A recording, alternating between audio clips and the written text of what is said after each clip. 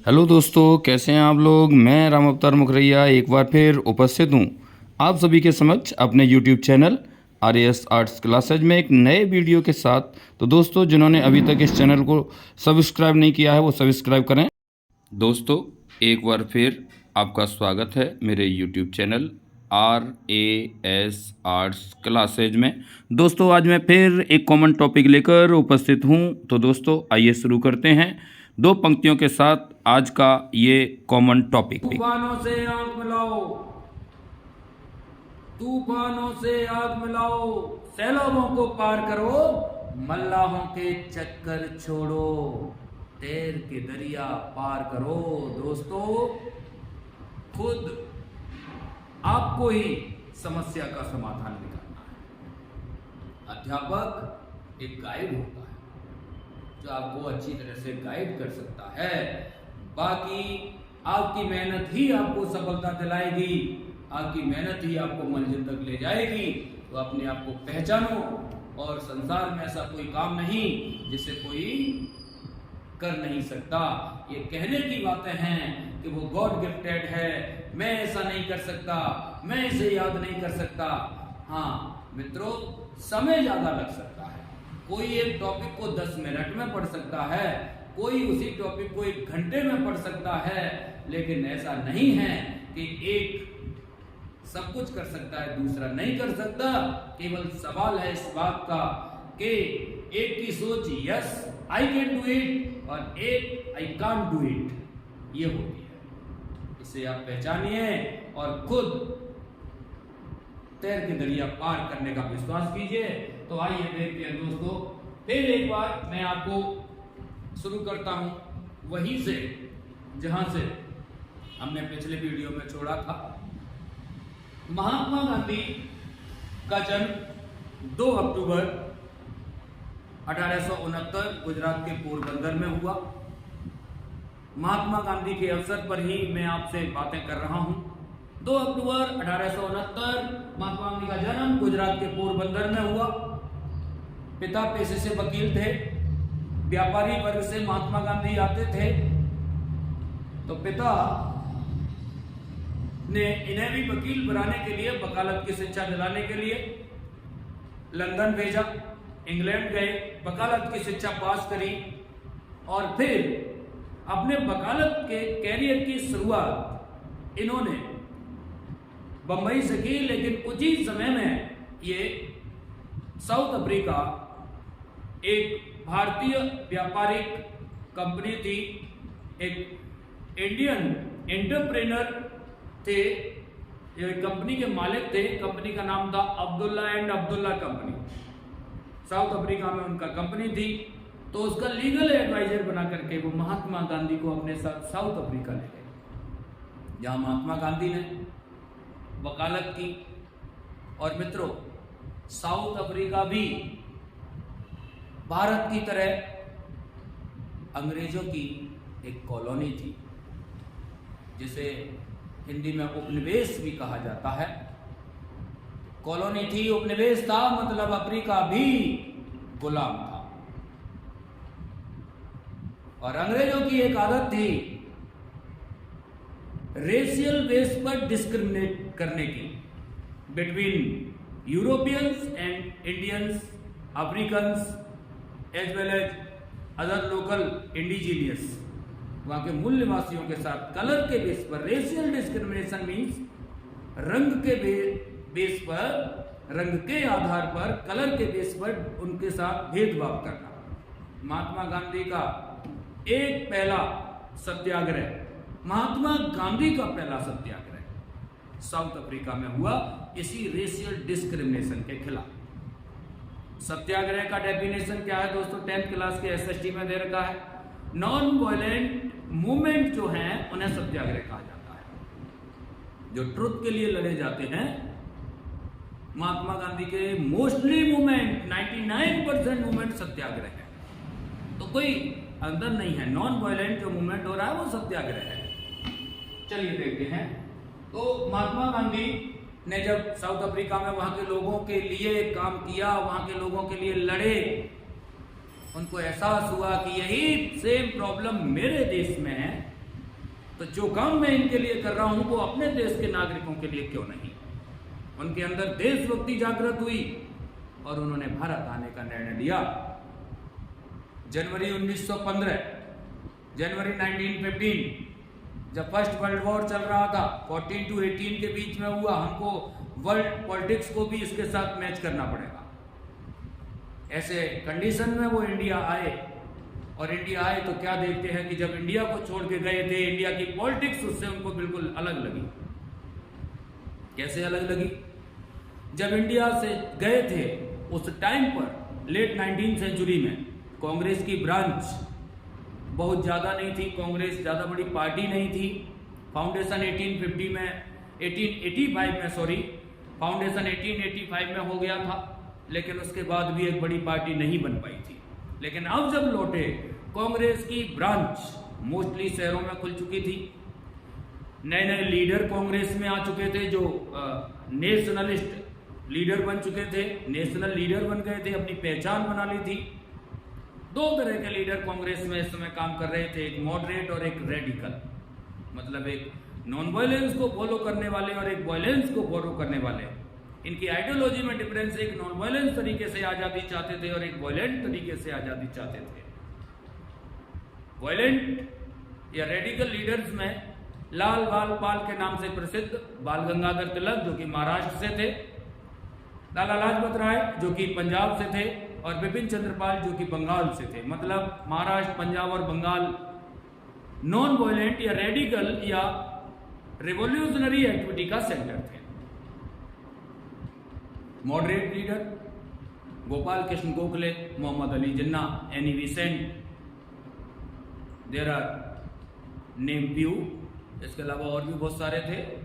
सो Mahatma Gandhi non violent leader थे, तो गोपाल कृष्ण गोखले के पास पहुंचे और उनको अपना पॉलिटिकल मेंटर बनाया। वो सीनियर लीडर भी थे, और उनसे पूछा कि मैं बताया उनको अपनी स्थिति कि मैं अफ्रीका में ऐसे एक रेशियल डिस्क्रिमिनेशन के अगेंस्ट सत्याग्रह कर चुका हूं और इंडिया के लोगों के लिए काम करना चाहता हूं। तो गांधी जी को गोखले ने एडवाइस दी कि इंडिया के लिए अगर आपको कुछ करना है तो आपको पहले इंडिया का विजिट करना पड़ेगा, इंडिया को घूमो, इंडिया को देखो, वहाँ की परिस्थितियों को जानो, वहाँ के लोगों की समस्याओं को पहचानो कि किस जगह पर क्या समस्या और क्या किया जा सकता है। तो on the advice of Gokhale, Mahatma Gandhi ने 1 साल तक इंडिया का भ्रमण किया। इस 1 साल के भ्रमण में बहुत सारी चीजें उन्होंने देखी विजिट में। देन उन्होंने 3 इनिशियल सत्याग्रह किए इंडिया में। दोस्तों, पहला सत्याग्रह चंपारण में, दूसरा अहमदाबाद में, तीसरा खेड़ा में। चंपारण बिहार में आता है, अहमदाबाद गुजरात में आता है और खेड़ा भी गुजरात में आता है, जो गांधी जी का ही गृह राज्य था। अब दोस्तों, ये कब स्टार्ट हुए? यहां पर दोनों क्लास के स्टूडेंट को ये याद रखना है, ये कॉमन टॉपिक है, दोनों में डेट भी अलग अलग है। 10th क्लास के अकॉर्डिंग चंपारण हुआ 1917 में और 12th के अकॉर्डिंग भी 1917 में हुआ। अहमदाबाद 10th क्लास के अकॉर्डिंग 1917 में और 12th क्लास के अकॉर्डिंग 1918 में हुआ। खेड़ा 12th क्लास के अकॉर्डिंग 1918 में और 10th के अकॉर्डिंग भी 1918 में। अब देखिए, कंफ्यूजन कुछ नहीं है, 10th को अपना याद रखना है, 12th को अपना याद रखना है। फिर भी 10th पढ़ के लोग 12th में आते हैं तो वो चीजें याद रहती हैं, तो उनको लगता है कि ये कैसे हुआ, तो अभी कोई दिक्कत नहीं है भाई। वहां आपने 10th के अकॉर्डिंग आंसर दिया था, अब आपको 12th के अकॉर्डिंग आंसर दिया है। किताब गलत नहीं है, जो लिखा है वो सही है। ये इतिहास में इस तरह के कुछ प्रॉब्लम्स हैं ईयर्स को लेकर के, जो हिस्टोरियंस के हिसाब से अलग अलग मानी जाती हैं। एक्चुअल में प्रॉब्लम क्या है? जैसे महात्मा गांधी जनवरी में आए, वो दिसंबर में कहीं पर पहुंचे और जनवरी में उन्होंने मूवमेंट स्टार्ट किया। तो किसी ने तो जब पहुंचे वही डेट ले ली और किसी ने वो डेट ले ली जब मूवमेंट स्टार्ट हुई। तो ये कोई ऐसा इश्यू नहीं है, ना इसको ऐसा इश्यू बनाए। ये एक बहुत बड़ा प्रॉब्लम है इतिहास में। बहुत सारे स्टूडेंट को इस तरह की समस्या रहती हैं, तो आप केवल अपनी किताब के अकॉर्डिंग याद कीजिए, इससे बेहतर कुछ नहीं है। तो दोस्तों दोनों क्लास में चंपारण का ईयर सेम है, खेड़ा का भी ईयर सेम है। चंपारण 17 में हुआ, खेड़ा 18 में हुआ। अगर प्रॉब्लम है तो यहाँ है। तो देखिए सॉल्यूशन क्या है एक्चुअल में, हम प्रॉब्लम को पहचाने। ये प्रॉब्लम ना तो यहाँ है ना यहाँ है, ठीक है, कोई दिक्कत नहीं है। जो अहमदाबाद में 17 दे रखा है और 18 दे रखा है तो आप वैसे ही याद कर लीजिए। छोटी क्लास के लिए छोटा ईयर, बड़ी क्लास के लिए बड़ा ईयर। मतलब 10th वाले थोड़े छोटे लेवल पर माने जाते हैं, तो समझ लीजिए कि उनके यहाँ 1917 में हुआ, 12th वाले 1918 में हुआ। There is no issue. याद करने के इतने तरीके हैं, कंफ्यूजन दूर करने के इतने तरीके हैं कि कोई कंफ्यूजन आपका रहेगा ही नहीं अगर आप हमारे साथ रहे तो। चलिए आगे देखते हैं दोस्तों। 1818 में वर्ल्ड वॉर फिनिश हुआ। इंडियंस ने ब्रिटिशर्स को, स्पेशली जो मॉडरेट लीडर थे कांग्रेस के, उन्होंने ब्रिटिशर्स को कोऑपरेट किया, सपोर्ट किया। फर्स्ट वर्ल्ड वॉर में इंडियंस को भी कहा कि ब्रिटिशर्स को सपोर्ट करें, क्योंकि उनको एक उम्मीद थी, एक होप था कि अगर ब्रिटिशर्स फर्स्ट वर्ल्ड वॉर में जीते तो वो उनके लिए कोई ना कोई रिफॉर्म जरूर करेंगे, क्योंकि वो इंडियंस की लॉयल्टी को देखते हुए उनसे प्रसन्न होंगे और रिफॉर्म करेंगे। लेकिन दोस्तों ऐसा नहीं हुआ, रिजल्ट अपोजिट आए। ब्रिटिशर्स उम्मीद कर रहे थे कि उनको कुछ रिफॉर्म मिलेंगे और ब्रिटिशर्स को मिला रॉलेट एक्ट। एक्ट कोई नया नहीं था कि अभी अचानक से आया, एक्ट पहले से चल रहा था। During first world war Indian revolutionary को कंट्रोल करने के लिए एक लॉ बनाया गया था, जिसमें प्रेस का जो फ्रीडम था उसको एबॉलिश कर दिया गया, और प्रेस के फ्रीडम को एबॉलिश कर दिया गया। प्रेस कुछ भी छाप नहीं सकता था। देन किसी भी इंडियन को 2 ईयर के लिए जेल में डाल दिया जाता था, सस्पेक्टेड रेबेलियन को। इस एक्ट को अब आगे लागू करना चाहिए वर्ल्ड वॉर के बाद या नहीं, इसके लिए ब्रिटिश गवर्नमेंट ने अपने एक जुडिशियल ऑफिसर, जुडिशरी के ही एक जज थे सर सिडनी रॉलेट, इसकी इंक्वायरी के लिए कि ये एक्ट आगे लागू रहेगा या नहीं रहेगा, इसके लिए सिडनी रॉलेट की लीडरशिप में एक कमीशन अपॉइंट किया, एक कमिटी बनाई। सिडनी रॉलेट इंडिया पहुंचे और ये 1917 में हुआ। एक्चुअली 1917 में सिडनी रॉलेट ने यहाँ पर आकर के और इसकी जांच की, और उसने अपना, क्योंकि इसका जो चेयरमैन है वो सिडनी रॉलेट है, तो उन्होंने अपना पक्ष रखा गवर्नमेंट के सामने, अपने आर्ग्यूमेंट दिया, अपना सजेशन रखा कि इंडिया में फर्स्ट वर्ल्ड वॉर के बाद रिवॉल्यूशनरी एक्टिविटी स्पीड से बढ़ सकती है, तो इस एक्ट को आगे कंटिन्यू किया जाए। तो ये सजेशन इसने दिया, और on the suggestion of Rowlatt act, Sydney Rowlatt 1919 में इसको दोबारा से आगे के लिए बढ़ा दिया गया। तो कोई नई बात नहीं है, सिडनी रॉलेट ने पुराने एक्ट को ही आगे बढ़ाने की सलाह दी थी, सजेशन दिया था, इसीलिए इसको इसके नाम से ही अब रॉलेट एक्ट बना दिया गया। 1919 में रॉलेट एक्ट इंडिया में आया, क्योंकि एक्सप्लोइटरी एक्ट था, शोषणकारी था, अंग्रेज जिसे चाहे उसको रख सकते थे। विशेषताएं क्या थी इसकी? It gave enormous power to government. इसने गवर्नमेंट को, मतलब company government means British government को, गवर्नर जनरल को, इवन एवरी ब्रिटिशर्स को, एवरी ऑर्डिनरी ब्रिटिशर्स को एनॉर्मस पावर दे दी कि वो किसी भी इंडियन को, कोई भी ब्रिटिशर जेल में डाल सकता है सस्पेक्टेड होने पर। सस्पेक्टेड रेबेलियन यानी इंडियन पुट इन जेल में डाला जा सकता था विदाउट 2 ईयर ट्रायल। अब ये ट्रायल का मतलब क्या है? जमानत।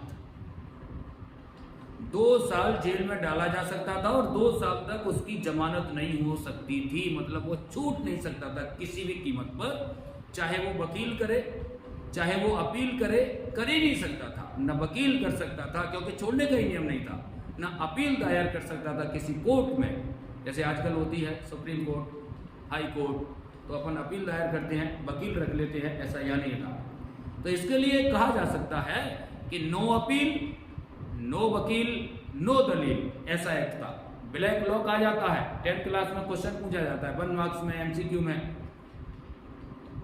विच एक्ट ऑल्सो नोन एज, या which law also known as black law, Rowlatt Act, ये ब्लैक लॉ कहा जाता है। तो दोस्तों जैसा कि अब महसूस हुआ कि एक एक्सप्लोइटरी एक्ट था, इंडिया में इसका विरोध होना वाजिबी था। महात्मा गांधी एक बड़ा मूवमेंट खड़ा करने की सोच रहे थे।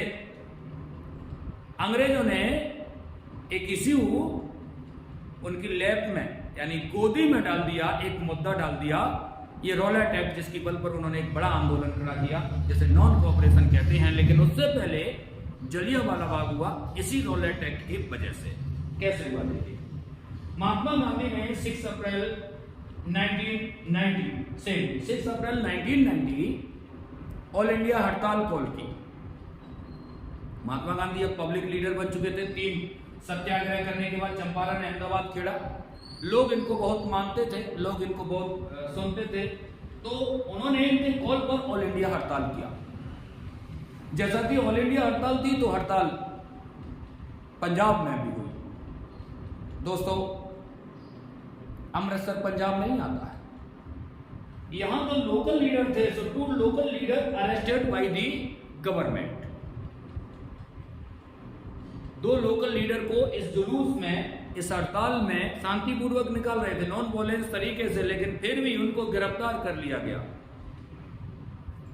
2 लोकल लीडर अरेस्टेड, और नेम थे उन लोकल लीडर के किसी भी आपकी एनसीईआरटी की किताब में नहीं है। Doctor Satyapal and Saifuddin Kitchlew local leader थे। उनको अरेस्ट होते ही पब्लिक बिगड़ गई। उनको छुड़ाने के लिए 10 अप्रैल 1919 को एक और जुलूस, एक और हड़ताल निकाली गई, जो 10th क्लास में दे रखा है, 12th में नहीं है।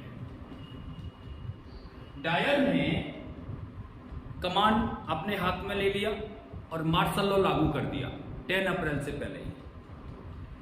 अब मार्शल लॉ का दोस्तों देखिए नियम ये होता है कि मार्शल लॉ में बड़ी भीड़ इकट्ठा होकर के अगर कोई जुलूस या रैली निकालती है तो वहां के सुप्रीडेंट को ये राइट होता है कि वो गोली चला सकता है।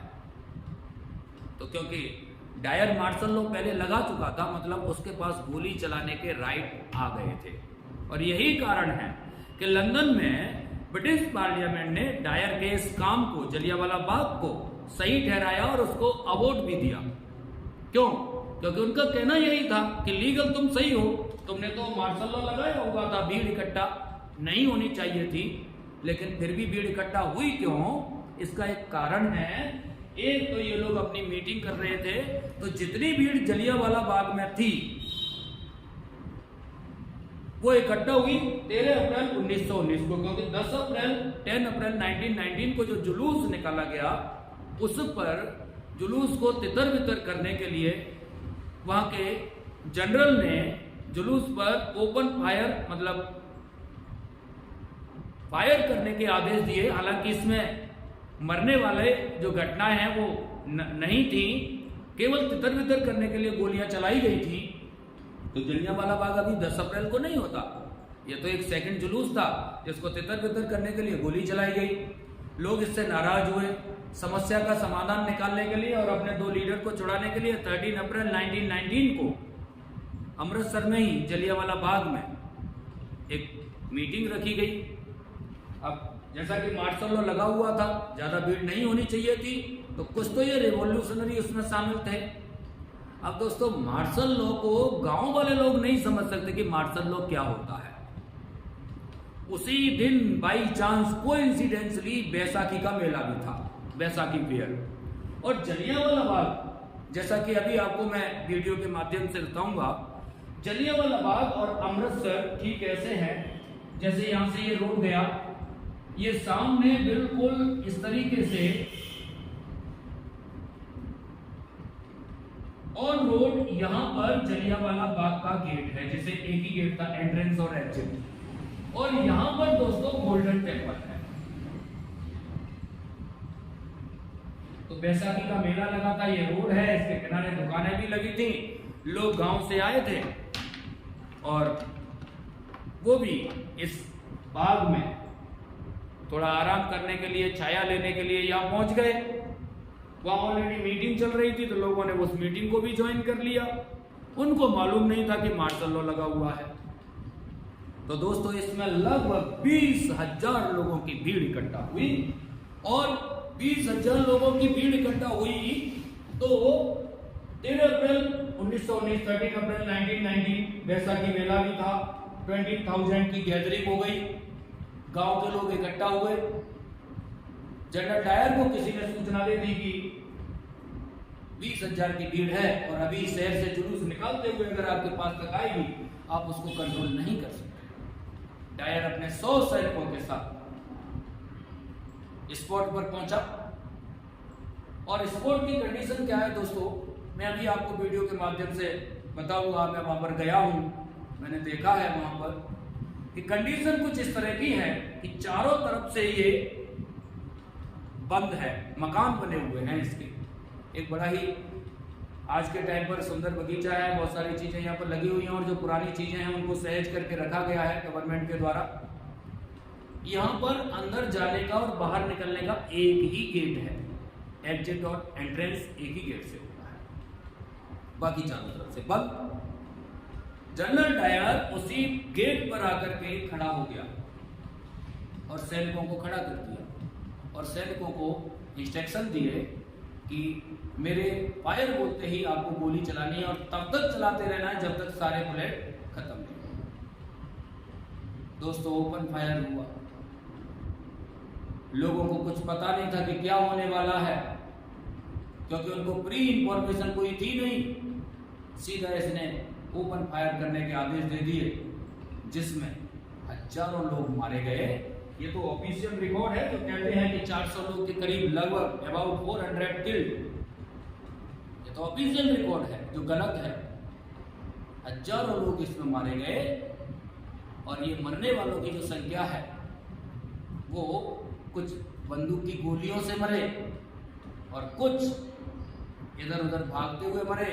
यहाँ कैंपस में ये कुआं भी है दोस्तों, कुछ ने अपनी जान बचाने के लिए कुएं में जान दी, कूद करके जान दी थी, कुछ वहां मर गए। मरने वालों में औरतें, बच्चे, बुजुर्ग, क्योंकि गांव की भीड़ थी, और पुरुष, हर वर्ग के, जवान भी, वृद्ध भी, महिलाएं भी, सभी शामिल थे। ये एक नृशंस हत्याकांड है, जिसका विरोध बाद में कांग्रेस पार्टी ने, महात्मा गांधी ने, सभी ने किया। और दोस्तों यही कारण है कि महात्मा गांधी ने नॉन कोऑपरेशन मूवमेंट स्टार्ट किया। नॉन कोऑपरेशन मूवमेंट अंग्रेजों के शोषणकारी सरकार जो थी उसके विरोध में जो काम हो रहे थे, शोषणकारी और निहत्थे लोगों पर जो ये जलियांवाला बाग जैसे हत्याकांड किए जा रहे थे, इसी के विरोध में महात्मा गांधी ने नॉन कोऑपरेशन मूवमेंट चलाया। तो दोस्तों ये था जलियांवाला बाग, जो कि एक इम्पोर्टेंट टॉपिक है एनसीईआरटी में, चाहे 12th हिस्ट्री हो या 10th हिस्ट्री हो, दोनों के लिए, और इम्पोर्टेंट क्वेश्चन है। तो एक दोस्तों समस्या ये आती है कि हमारे पास एक शिकायत रहती है कि हम किस तरीके से मेंटेन करें, how we can maintain world limit.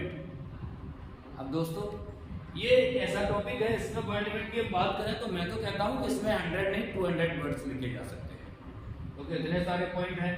आप गांधी जी के रिटर्न से ले लो, ये एक इंट्रोडक्शन है, यहाँ पर आप 2 लाइन्स लिख सकते हैं।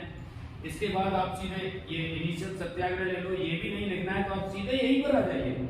यहाँ से हमारे पास इतने पॉइंट बने हुए हैं कि हम 2-2 लाइन भी सब में लिखते हैं, तो दोस्तों 100 वर्ड से ऊपर का लिमिट जाएगा।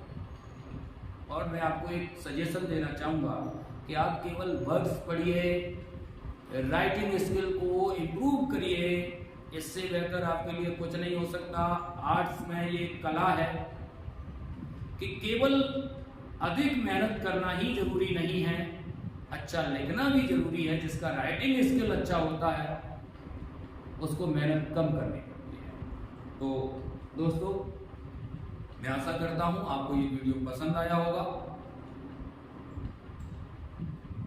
और अधिक वीडियो की इंफॉर्मेशन के लिए, जानकारी के लिए, अपनी नॉलेज बढ़ाने के लिए मैं आपसे यही कहना चाहूँगा कि आप इस चैनल RAS आर्ट्स क्लासेज के नाम से इसे YouTube पर डालिए, सर्च करिए और इसे सब्सक्राइब करिए, लाइक करिए।